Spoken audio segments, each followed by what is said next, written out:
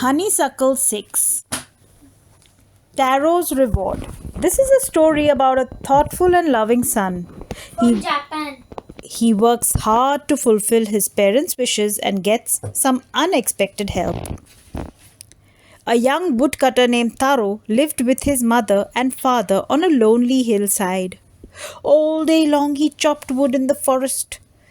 Chop, chop, chop, chop, chop, chop. Though he worked very hard, he earned very little money. This made him sad, for he was a thoughtful son and wanted to give his old parents everything they needed. One evening, when Taro and his parents were sitting in a corner of their hut, a strong wind began to blow. It whistled through the cracks of the hut, and everyone felt cold. Suddenly, Taro's father said, "I wish I had a cup of sake. It would warm me and do my old heart good." What is sake? A popular Japanese drink. This made Taro sadder than ever, for the heart-warming drink called sake was very expensive. How do I earn more money? He asked himself. How do I get a little sake for my poor old father? He decided to work harder than before. Next morning, Taro jumped out of bed earlier than usual and made his way to the forest. He chopped and cut as the sun climbed, and soon he was so warm that he had to take off his jacket. His mouth was dry and his face was wet with sweat. My poor old father, he thought, if only he was as warm as I. And with that, he began to chop even faster, thinking of the extra money he must earn to buy the sake to warm the old man's bones. Then suddenly Taro stopped chopping. What was that sound he heard? Could it possibly be rushing water?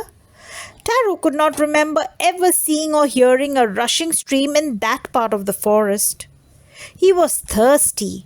The axe dropped out of his hands, and he ran in the direction of the sound. Taro saw a beautiful little waterfall hidden behind a rock. Kneeling at a place where the water flowed quietly, he cupped a little in his hands and put it to his lips. Was it water? Or was it sake? He tasted it again and again. And always it was the delicious sake instead of cold water. Taro quickly filled the pitcher he had with him and hurried home. The old man was delighted with the sake. After only one swallow of the liquid, he stopped shivering and did a little dance in the middle of the floor.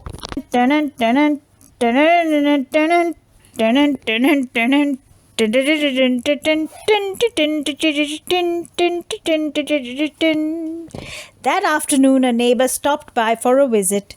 Taro's father politely offered her a cup of the sake.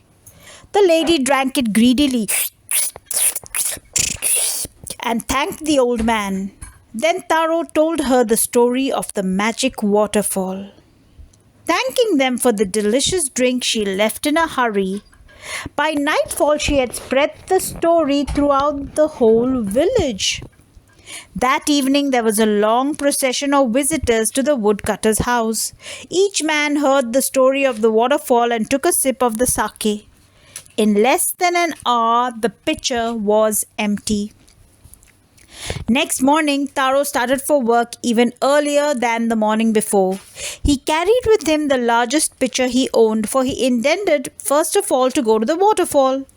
When he reached it, he found to his great surprise all his neighbors there. They were carrying pitchers, jars, buckets, anything they could find to hold the magic sake. Then one villager knelt and held his mouth under the waterfall to drink. He drank again and again, and then shouted angrily, Water! Nothing but water! Others also tried, but there was no sake, only cold water. We have been tricked. Shouted the villagers. Where is Taro? Let us drown him in the waterfall. But Taro had been wise enough to slip behind a rock when he saw how things were going. He was nowhere to be found. Muttering their anger and disappointment, the villagers left the place one by one. Taro came out from his hiding place. Was it true? He wondered. Was the sake a dream? Once more, he caught a little liquid in his hand and put it to his lips. It was the same fine sake. To the thoughtful sun, the magic waterfall gave the delicious sake. To everyone else, it gave only cold water. To the thoughtful sun, the magic waterfall gave the delicious sake. To everyone else, it gave only cold water. Dano has brought his mama a bottle of water. Let me drink it. Sedge, it's not water, it's sake. It's delicious sake. Daniel, let me drink it again.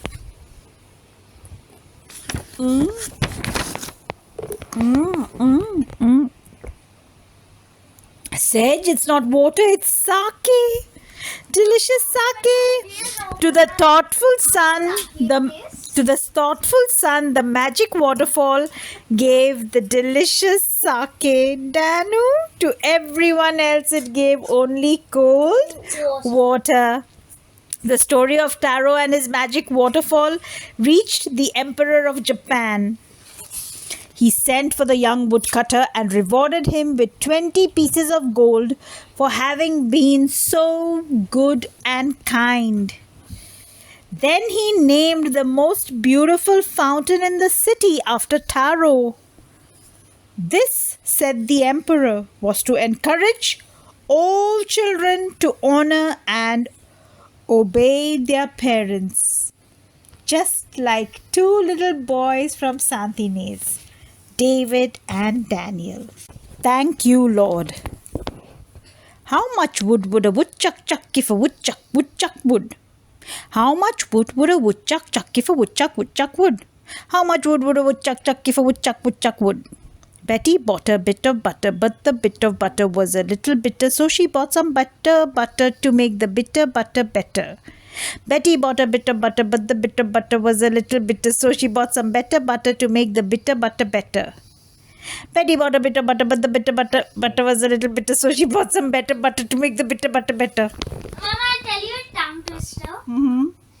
You can say this very fast 5 times. No. A chicken in the kitchen in the kitchen. A chicken in the kitchen in the kitchen and A kitten ate the chicken in the kitchen. A kitten ate the chicken in the kitchen. A kitten ate the chicken in the kitchen. A kitten ate the chicken in the kitchen. A chicken ate the kitten with the chicken. A chicken in the kitchen in the... A Japanese story retold.